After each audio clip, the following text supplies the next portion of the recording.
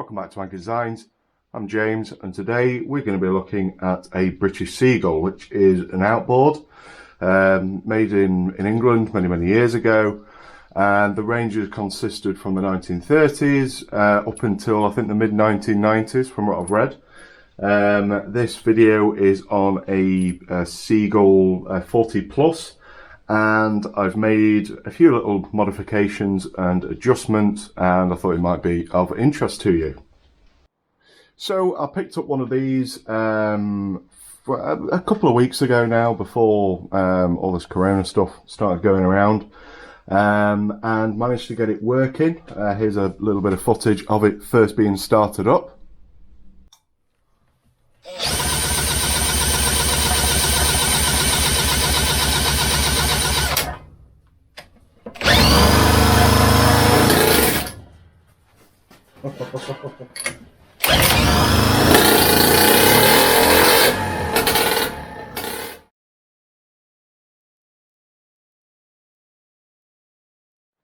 As you can see, I was pretty happy about that, which was great. So the spark plug in it was pretty new. The carb wasn't very dirty at all. It hadn't been started for plus 10 years at least, is what I was told. And the previous owner, usual kind of situation, bought it for one summertime, used it a few times, and then just put it away. Never used it again. And that's kind of how I ended up with it. So there is quite a surplus of these still around, and the prices are starting to go up and up and up. And a lot of them now are of an age period where they're going to need quite a bit of work. They do seem to last forever. This is the first one that I've owned, but they're so easy to work on. There's no electronics on them at all. They seem pretty bomb-proof if you look after them, which is is pretty good. So the first thing that I have done is I had a lot of issues with the original flat-headed bolts that are in here, and they seized up. This isn't the exact one. The other ones, the head sheared off, so both of these had to be drilled out, of which I have then drilled and tapped these out to M8, and they're now using stainless steel bolts, which isn't perfect but is better than what was in it.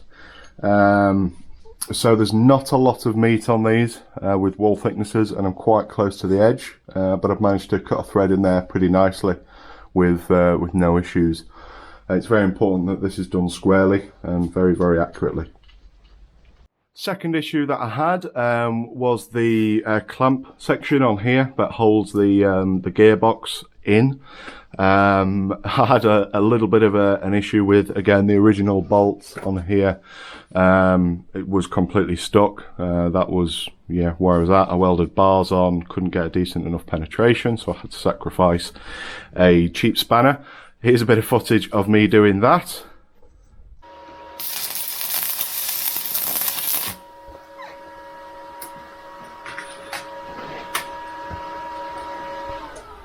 Okay. This doesn't work. I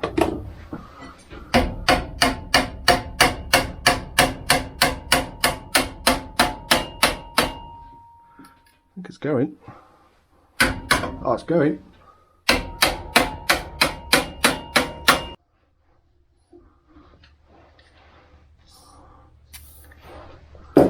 Well, that was a nightmare.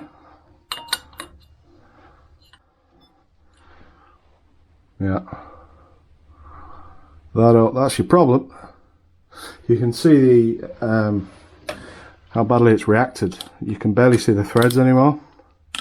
I'm amazed this didn't shear off. Yeah. Oh well, cool handle. And from since the initial part one, if you like, of that video, in my eyes, a lot of it was kind of not guesswork as such, but figuring it out as I go along.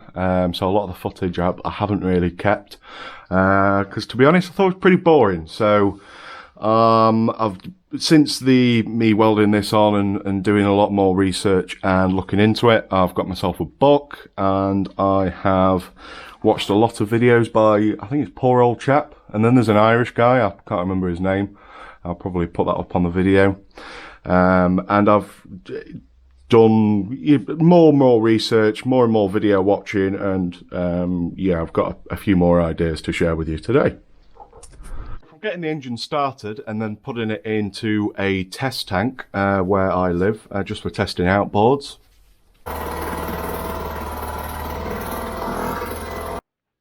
What I did notice is there was no circulation of the water, so the impeller, I'm going to call it, it's probably the incorrect word, but as far as I know, this is the impeller, had shattered.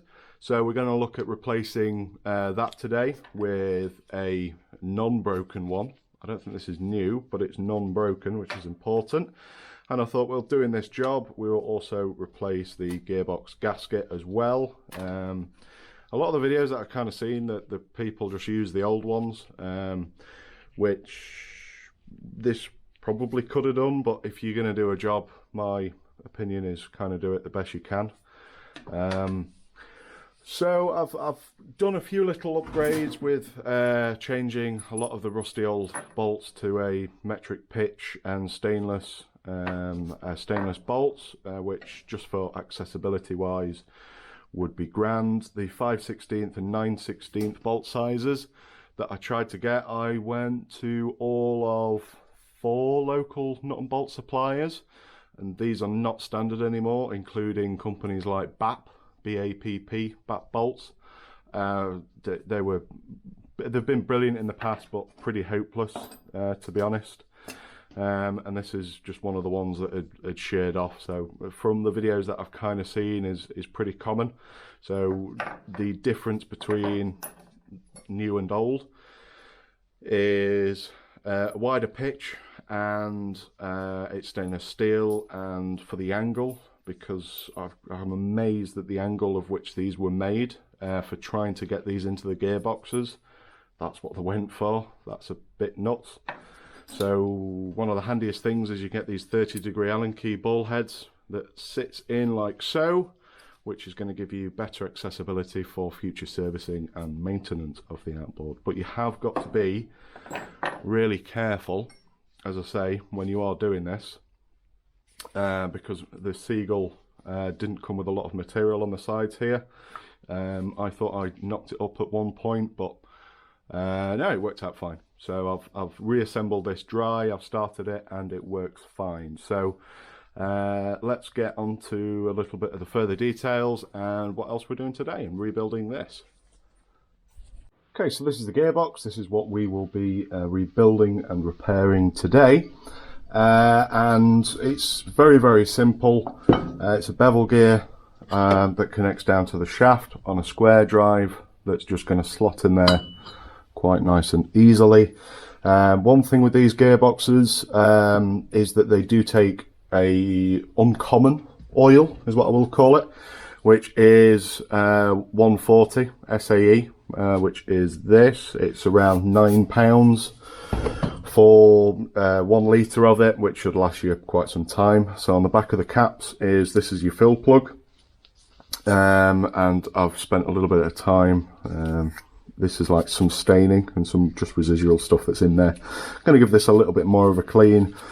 But when I had this, it was very, very milky. The oil's probably from the original fill, I'm guessing. But it's very, very thick, very, very thick oil. So this gasket that was on here is still in pretty good nick. And we're just going to go around with some instant gasket cleaner. Instant gasket, just to make sure that everything's sealed up. Should be fine. So upon inspection, we should be looking at just the general condition of the gearbox. There is a seal at the back here. Mine is not split, and it's still nice and squishy, if you like, and it still seals up fine. The bushing, you can see if there's any sort of marking or marring that's in there. You can replace those. If you've got a lathe or a mate with a lathe, you can probably just make you some of those phosphor bronze bushings. But all we're going to do is we're going to slide the bevel gear into here. You might need to give it a little bit of a tap. Like so.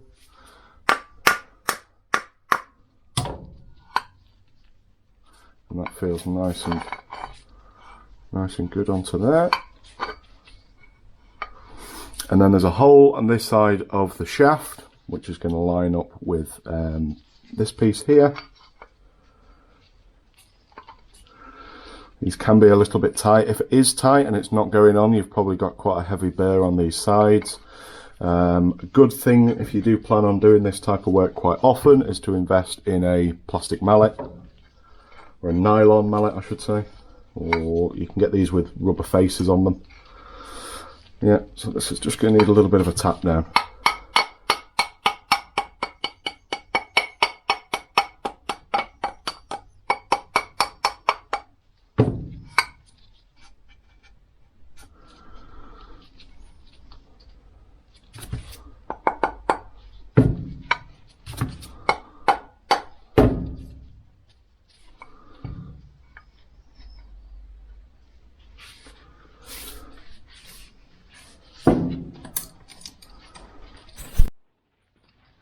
Once you've done that, you're going to want to put your split pin in here. I'm going to go on that side like so.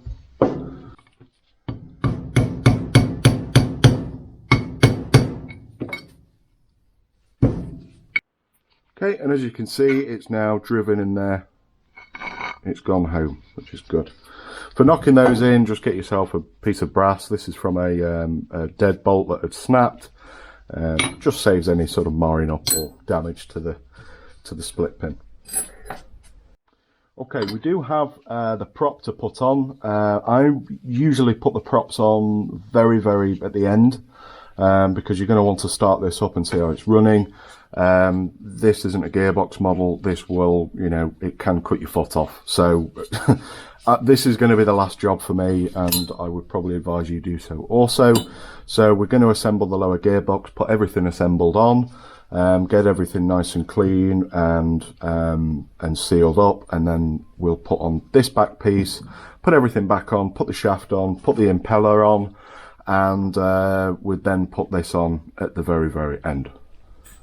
Now we already do have the gasket on here. I've cleaned just around the faces on both sides with a small little scraper, but I'm going to put this on just to be double, I don't know, worth doing once in my opinion, these types of jobs. And this is instant gasket. It says it is suitable for boats, garden equipment, car, the usual. Tough rubber seal, make perfect gaskets for water pumps, etc, etc, etc. So and it can be submerged, so that's good enough for me.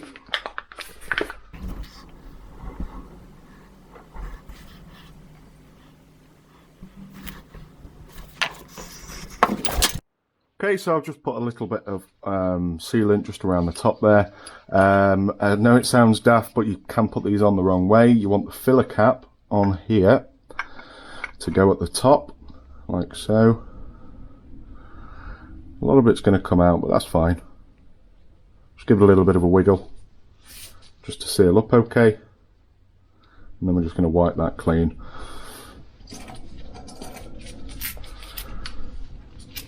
What I am going to do is I'm going to put just a tiny bit, not copper slip, because that's going to react with the aluminium. I'm just going to put a tiny bit of grease on here, just for future. Might make it a little bit easier on me.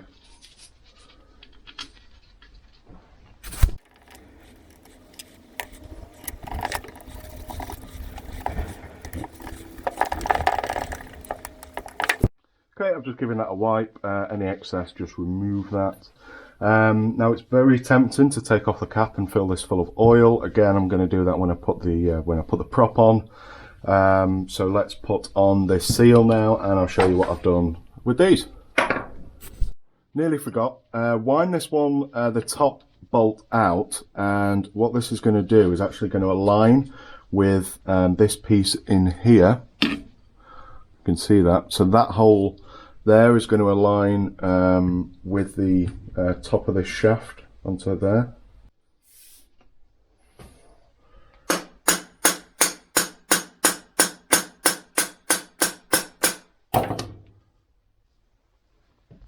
This is similar to lining up a hammer shaft.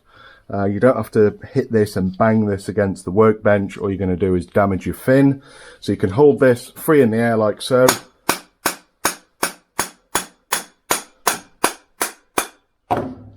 and you should then be able to feel that aligning in.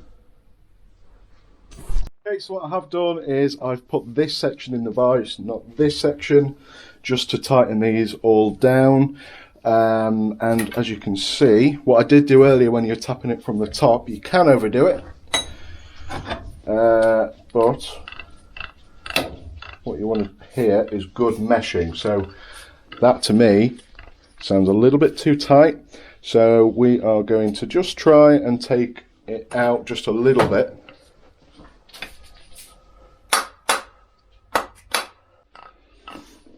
Okay, that feels a lot better now, and we seem to have pretty nice contact on there. There's no backlash on those top pieces there, which is good. That's what we want. Good. Okay, let's move on. Okay, next off is putting these and marrying up the two faces, making sure that these are nice and square and sealed on with a nice new shiny gasket, like so. So what I'm going to do now is just put a bit more the gasket sealer on here. Now the wall thickness is very, very thin on here, and I've cleaned out these channels the best I can. The important one is there's a small little hole here, which I'll just bring up a bit closely, which is this one here. It's always good. I didn't take off this section here because I've blown everything out. So I'll put in my airline here through that hole there, and there's a small hole, don't know if you can see that, just here, and that's just going to blow through all the channels and make sure that this pipe is empty. So it wasn't blocks before, it was the impeller.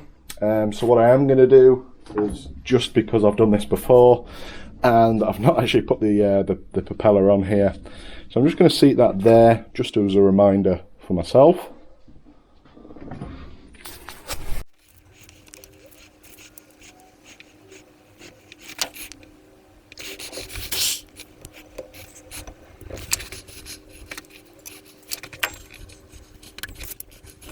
Okay, the bead isn't massively necessary, and to be honest, how thick the gaskets actually are, and especially with the larger size bolts now, it's not massively necessary. But I'm putting that on there just to, you know, give me the best possible chance. But there's very little on there. So now we're going to put onto the gasket. What you want to do is grease up this shaft, giggity giggity, as best as you can, just with some multi-purpose LM2 grease.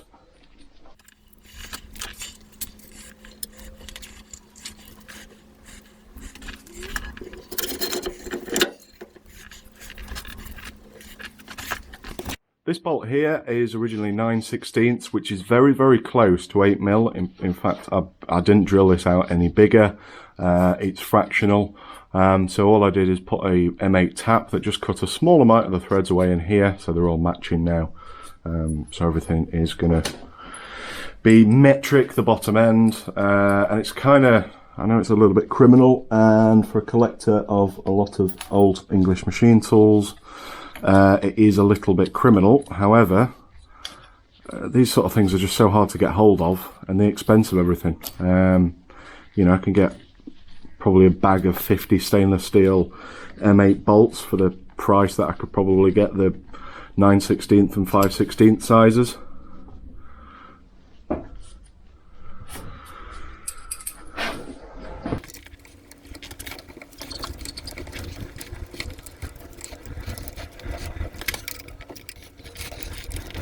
Okay, there we have it for the gearbox. So I'm just going to wipe away any sort of dirt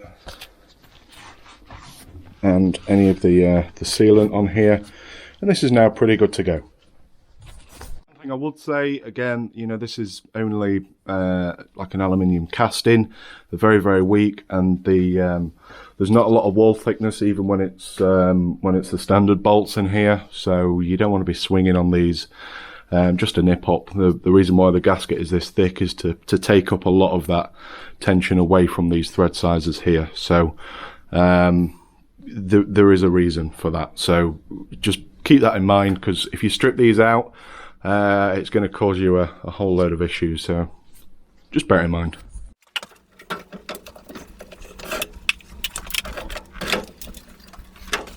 so the next topic is going to be fuel tanks and fuel taps. So the one that this came with, this is a late 70s model. So it's medium of the road, if you like, pretty late on for the Seagull world. And it came with a steel fuel tank. Nothing wrong with the steel fuel tanks. I don't know if I'll be able to get light in there, but it is pretty crusty. So much so that I would class this, unless you take out the spot wells, reseal this up, I would say it's pretty dangerous. You know, if this starts dripping onto the hot block here, you know, I don't want to set my boat on fire. So I got rid of that. So I started looking for another fuel tank. Now I have got a brass one on the donor Seagull that I've got, and that's got the older style carb on, and it's got the Ewart's fuel tap on it, and it's got the nice brass one. And I kind of didn't want to, I know it is a parts one, but there's a lot of parts with that's not in camera, and it's almost a complete engine, and I think that would be a really good one to restore. This one was not restorable for me because it's a little bit too good. I know that sounds crazy, but it was a little bit too good for restoration. I like a bit of a challenge when I go into something like that. Stuff like all the bolts are rusted and rotted on. You can't even, you know, this looks like it's been dug up from with a Titanic. Whereas this was actually really nice and easy to work on, to be honest. So anyway, getting back to it. So I went on eBay and I tried to find a fuel tank that wasn't ridiculously expensive, and there was an option for these to have an extended fuel tank. And this is what came up. Now, this isn't a genuine Seagull part. This is just something that somebody has made. I don't know if he is mass producing these or it was just a one-off, but this is an extended range fuel tank, and it's completely made out of stainless steel. It's been TIG welded together, fold. It's not the best of quality of manufactured parts. The welding's not great, but I can't see a pinhole or anything on it. So, in my opinion, this has been done very, very well. I could make one of these myself if I was in work, but we're currently in a pandemic. So if you're watching this a few years later down the line, I'm doing this in the middle of the coronavirus. So I bought this, and it came just on time, which was before the pandemic started. So I'm going to fit this, see what the fit up is like, and percentage wise, I'm going to guess this is twice the size of the standard brass Seagull tank, which is pretty good. So before I do fit this, this was for a slightly different model, from what I understand. This does fit. But the bungs, very, very cleverly, the guy, whoever did this, you know, yeah, craftsmanship. I mean, it works, don't get me wrong, I'm not slagging off people's work here. But he did put in the other side bung. Clever guy, which is good. So what we need to do is change this over, put the bung in that side, and then put in the tap this side. Now, you can make your own cork washers, whatever you could, the cork seals. I gave it a go with a cork block for sanding. It's probably the cheapest way of making your own, because I watched this old chap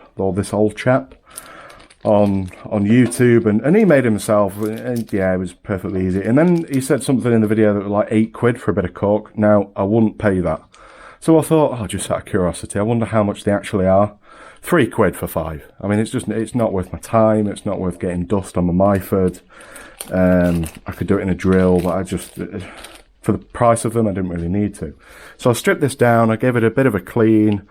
I left the cork seal in paraffin. This was completely seized before.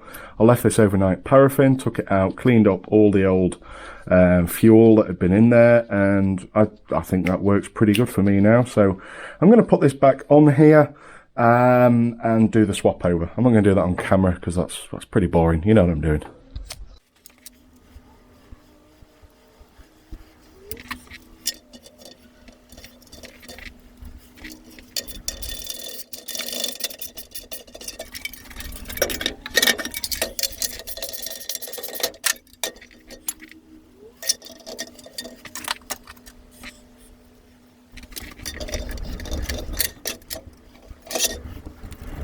quick tip on when you're doing this. I am using some Ptfe tape, which is probably unnecessary, to be honest. There is a copper washer that you just put on the end here. I don't think I'm going to need it on the other side from memory. But if you are putting it on, the reason why I'm putting this on is I can't measure this thread here. So I don't know if it is actually a tapered thread, which I believe it should be. But if you are thinking about putting a bit on, there are two types of Ptfe. One is the yellow one is the standard white one that you see for your typical, water applications. This is usually, well, this is what you use for, gas and fuel, that type of thing. So just a top tip. As well as when you are putting this on, you may need to take it back out again and put on another washer. So when you tighten it, which I think is what I'm going to have to do here. So that's now tightened. It is not worth me trying to actually screw this the whole way around just so this can fit. So I'm going to take this back out again, put on another copper washer, and hopefully that's going to move it around. So you're not going to be damaging anything or affecting it. You might have to put a bit more Ptfe on. But you want this tap to be pointing outwards, so it's easy accessible.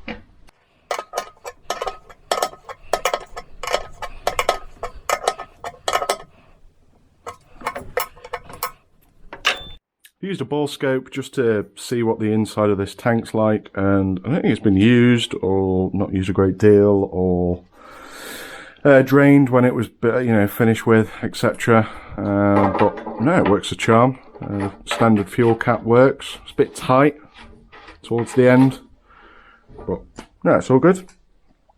I thought I bought a new gasket for it, and it turns out the guy sent me an old gasket. So he put on there new used, but yeah, whatever. So I'm just going to refit this on here, like so.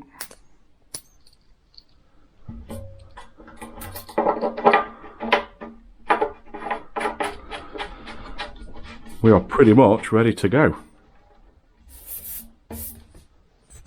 Okay, so on to the fuels. Now, I use this stuff, which is called Aspen, which is basically a no ethanol two-stroke fuel.